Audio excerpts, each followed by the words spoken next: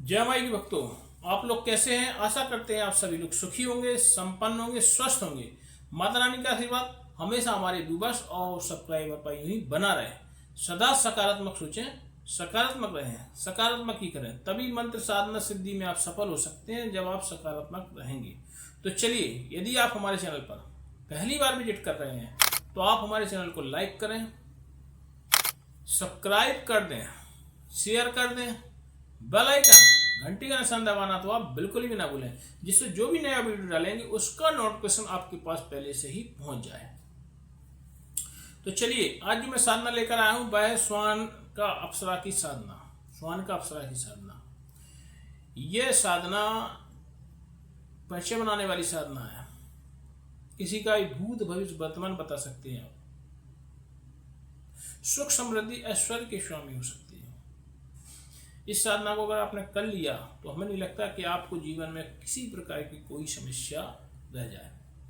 तो श्वान का जो अप्सरा है, इसकी साधना कैसे होगी, क्या इसका विधि रहेगी, क्या इसका विधान रहेगा, क्या इसका निवेद रहेगा, थोड़ा सा आप नोट कर लें। इसको जो है सिंगाड़े का आटा, जो सिंगाड़े का आटा होता है, त्रिकूटा होता है, सिंगाड़ा त्रिकूटा, समोसे की जैसी आकृति होता है सिंगाड़ा। तो विशेष तौर से तालाबों में लगता है। उसके जो आटा रहेगा उसका हलवा या उससे बना हुआ कोई भी जो पकवान होता है, जैसे आप उसका सिंगाड़े के आटे की पूड़ी बना सकते, सिंगाड़े आटे का हलवा ही बना सकते, या सिंगाड़े के आटे का आप क्या बोलते हैं उसको, बड़ा ही बना सकते। इसका ही निवेदन लगेगा सिंगाड़े के आटे।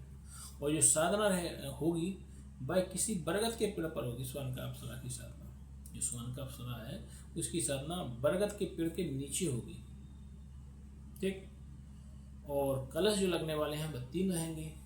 एक आपके गुरु का रहेगा, एक आपके प्रेत का रहेगा और एक आपके कुल देवता का रहेगा। 3 कलश लगेंगे। 5 पान के पत्ते रहेंगे, 5 लौंग, 5 सुपारी, 5 बतासे।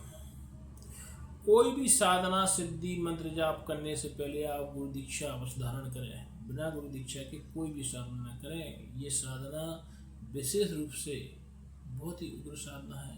अगर श्वान का अप्सरा एकदम आ गई तो आपको उसको संभालना नामुमकिन है। अलगुआ ठलुआ जो गुरु बैठे उनकी अगर आप शिष्य होंगे तो कदापि नहीं करना ये साधना। बकवास, बिल्कुल परेशान हो जाओगे। श्वान का अप्सरा और बहुत ही शीघ्र और जल्दी से धोने वाली साधना है। मात्र 51 माला ही में आपको सिद्ध कर ले इसको। वैसे तो मालाएं आपको करना है 21,000, लेकिन मात्र 51 माला ही में आपको सिद्ध कर लें इसको, श्वान का अप्सरा को। ऐसा कुछ नहीं, बहुत शीघ्र प्रसन्न होने वाली है। तो आपको ये साधना जो रहेगी वह किसी भी गुरुवार को करना है, किसी भी गुरुवार को। और जो इत्र रहेगी वह आपकी गुलाब की रहेगी। इत्र को ले आके उसको जो पेड़ है ना, उस पर पूरे पे आपको एक रुई द्वारा लगा देना है, ठीक। और जो कलश है, कलश को आपको स्थापित करना है। 3 पूड़ी बना लेना, चाहे चावल की चाहे गेहूँ की, उस पर कलश स्थापित कर दें। गुरु का रहेगा, प्रेत का रहेगा, एक आपकी कुल देवता का रहेगा, ठीक। और जो श्वान का अप्सरा है, श्वान का अप्सरा को एक चित्र बना दें सिंदूर से, उसी पर पेड़ पर श्वान का अप्सरा की, और आप उसी चित्र को बना रहने दें। और जब भी आप चाहें साधना प्रारंभ कर देंगे, क्योंकि आपकी साधना की विधि बढ़ती जाएगी, थोड़ा सा समय बढ़ता जाएगा। सिद्ध नहीं हुई तो आगे बढ़ाती जाएगी। वैसे तो 51 माला में एक और सिद्ध हो जाए तो ये आपका भाग्य है कि जल्दी आपकी सिद्ध होती है। तो चलिए, सबसे पहले तो आपने गुरु के कलश का पूजन करें। सबसे पहले तो आप गुरु के कलश का पूजन करें, उनको थोड़ा सा गंगा जल खींच दें और स्नान करा दें गुरु के कलश को। तो जल खींचते हुए ओम गंगा में सरस्वती गोदावरी कावेरी, जल खींचते हुए चंदन, रोरी, अक्षर, सिंदूर, कुमकुम, चंदन इत्यादि लगा दें।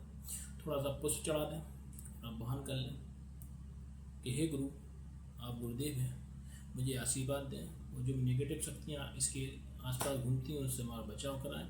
51 माला अपने गुरु के कलश की कर लें, ठीक। 1 पान का पत्ता लें, लौंग, इलायची, सुपारी चढ़ाते हुए उनको अर्पित कर दें। थोड़ी सी दक्षिणा 5 रुपये 10 रुपये जो गुरु के कलश को चढ़ा के अर्पित कर दें। क्योंकि गुरु ब्रह्मा गुरु विष्णु, गुरु ही सब कोई है। पहले आप गुरु को अवश्य पूजें गुरु भी योग होना चाहिए, योग। वो नहीं आला लो टाटा टूटू, वे नहीं चलेंगे टपूरी पूरी, वे तो सब बने बैठे हैं, वे नहीं चलने वाले। योग गुरु होना चाहिए, क्योंकि गुरु जो है ना, चेहरा से ही उनका तेज समझ में आता है कि जो कोई साधना सिद्धि क्षेत्र में होंगे। चमड़े के बेल्ट खुश हैं और बढ़िया जूता चमड़े के पहने हैं, और उनमें कोई सात्विकता ही नहीं है, न बोल चाल है, न उनकी वाणी। भाई वाणी पे भी तो कंट्रोल होना चाहिए, किसी को भी गाली गुल्ला करने लगते। तो जिसका मुख अशुद्ध हो उसको सिद्धि कदापि प्राप्त नहीं होती है, ये हमारी गारंटी 1000 नहीं 1,00,000% है कि मुंह से अगर गालियाँ हो, कुछ हो, मुंह अशुद्ध कर लिया, वाणी पे सबसे पहले कंट्रोल रखें तो ही आप साधना सिद्धि कर सकते। शांत मन में देखते रहा का स्थिति कैसे भड़के पर ऐसी स्थिति न कदापि। देखो हम बताएं तो खुद ही सोचो, आप खुद स्वविवेक से निर्णय लें, ऐसे साधना सिद्ध नहीं हो सकते ऐसे व्यक्तियों को। तो कहने का मतलब यह है, योग गुरु की तलाश करें आप, और अगर आपकी समझ में आया तो आप हमसे भी गुरु दीक्षा धारण कर सकते हैं। तो चलिए अब आपने प्रेत के कलश का पूजन करें, रूढ़ी और उन पर थोड़ा सा जल चढ़ा दें, रूढ़ी अक्षर सिंदूर कुमकुम चंदन इत्यादि लगा दें, फूल चढ़ा दें, कुछ चढ़ा दें, और उनसे आह्वान कर लें, हे प्रेतराज आप हमारे कुल की हैं, आप में जो स्वान का अवसर है इनकी साधना करने जा रहे हैं, आप मुझको आशीर्वाद दें। ठीक, आप उनसे थोड़ी सी प्रार्थना कर लें। आप अपने कुल देवता, देखो हम बताते हैं हर किसी घर की एक कुल देवी होती है, एक कुल देवता। अब भाई अन्य समाज का आदमी हो तो वो क्या जाने कि कुल देवी क्या होती है, कुल देवता। हम कहते हैं ना कि हर किसी परिवार का एक कुल देवी होती है या कुल देवता होते हैं। जो सनातन से जुड़ा हुआ होता है उसको सबको पता होता है कि परिवार का, पूछते हैं भैया आपके कुल देवता कौन है, आपकी कुल देवी कौन है, हर किसी का होता है, आप पूछ लेना। अब वो क्या बताएंगे, पागलनाथ वैद्यनाथ, कुल देवता तो ना, तो कुल देवता की पूजा करा, ना गुरु की कलश की पूजा करा, ना ही प्रेत की पूजा करा, तो ठोक दे साधन, पकड़ो बाबू, ले आओ पैसा झटको यहाँ और जाओ। पैसा तो क्या कहेंगे, ले आओ लाओ जो कशु हुए, लास्ट में जाके सब कशु। क्योंकि हम कहते हैं कोई भी जो इस लाइन में आना चाहता है वह कहीं ना कहीं से कुछ घाटा उठा चुकता है, कहीं पैसों के कर्ज में दबा होता है या कुछ और समस्याएं होती हैं, तभी वो इस लाइन में आता है। सारी जगह उसके रास्ते बंद देते तो साधना सिद्धि क्षेत्र में आना चालू कर देता है। बेचारा बचा हुआ ऐसे ही लुटा पटा हुआ रहता है, 1,00,000 2,00,000 50,000 बच्चे सोचिए ऐसे ही बैठे चुती बनाए वाले, तो इन लोगों से भी ले डालते हैं। देखो हमारी भाषा थोड़ी क्या है, बुंदेलखंडी है, तो मुंह से शब्द कुछ निकल जाए।